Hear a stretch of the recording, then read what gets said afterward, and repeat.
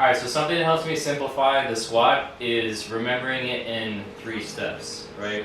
So what you'll see a lot of people do is, eventually you kind of want to try to turn things on almost at the same time, but a lot of people kind of take the squat in its 3 steps and kind of screw up the order. So what I mean by that is you'll see a lot of people will bend at the knees first before breaking at the hips, and what that's going to do is make you come forward as you're squatting, because your knees are going to shoot forward this way. And then you'll notice if your bar path, instead of it being a straight line up and down, it's almost going to be like a J because you're dipping so far forward. And then you also have to fight back harder into the bar. So when it comes to the squat, you want to think about breaking the hips first. Then you can start to bend the knees as you're opening your gooch area. And then the shoulders are going to dip slightly forward. But because your hips are coming back, the shoulder dip forward, everything is going to line up a lot better. So for you, it looks like you're pretty much doing everything at the same time, but I want you to think about, okay, hips back, then open the taint and bend the knees, and then shoulders dip slightly forward. And then on the way up, it's the reverse.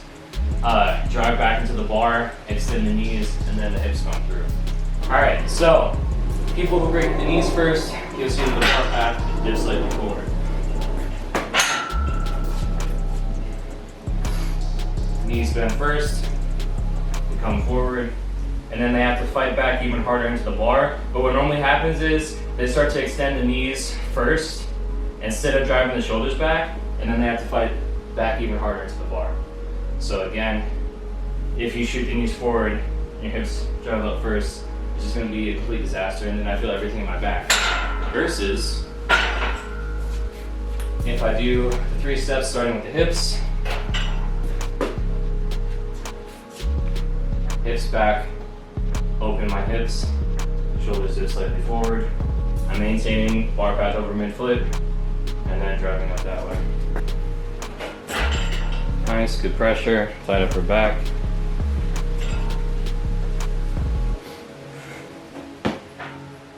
Good. Massive breath, draw the elbows down to get a tight upper back. Hips back first, then the knees bend, then the shoulders dip slightly forward. Good, hips back, then the knees, yes, yes, yes. And then shoulders, and then knees, and then hips. Good, do a couple more. Hips, knees, shoulders, shoulders, knees, hips. One more.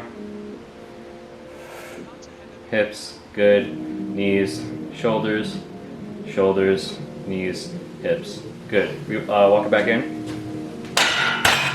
Yeah, going backwards, I was not. It's all good. Yeah. And that's going to be the hard part to remember, but normally when I have clients or athletes that are having issues with their hips shooting up first out of the hole and then they have to fight back harder, I just tell them, think about driving your shoulders back into the bar as hard as you can.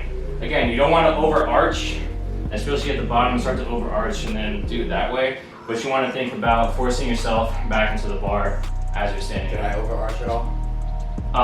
No, but you're still getting that slight dip forward on the bottom. Let's try one more time.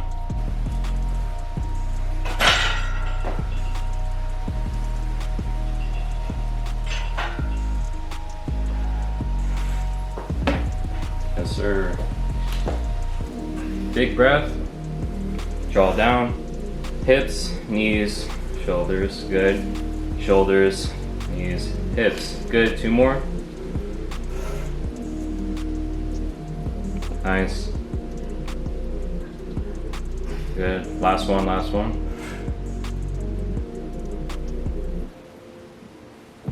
Cool. Walk it in. Good.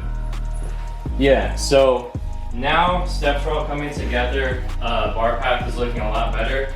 I think the main thing that's really happening is because your hips are so tight, you're mostly focused on just the, what's it called? Like your hips breaking, your knees breaking in here, but you also need to focus on the lateral pressure that you're creating. So again, it's that the taint or the gooch opening cue, shout out Ed Cohen, you need to focus on not just driving your knees out, but it's this whole inside area as you're sitting down. Because what's gonna happen is, even if you're breaking at your hips, and your knees are bending at the same time, if you're cutting off your range of motion because your legs are in the way, that's when you're going to start to see people's backs around a little bit and dip forward because they physically can't sit down into their hips. So I would say for you, either try to angle your toes out a little bit or just really focus on opening up through here. Because you'll notice if I can sit down into my hips this way, my posture, my stacking is a lot better versus if I'm here and I'm cutting everything off. So same cue as like for the deadlift when you're kind of like gripping the floor. It's the same thing here. Grip the floor, create that pressure out as you're sitting down.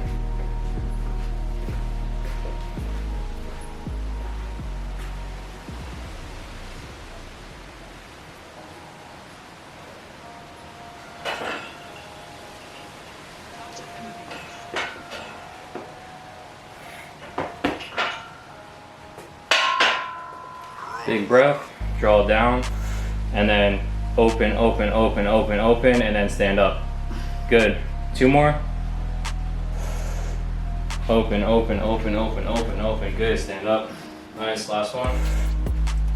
Open, open, open, open, open. Good. And stand. Nice, dude. Walk it in. Cool.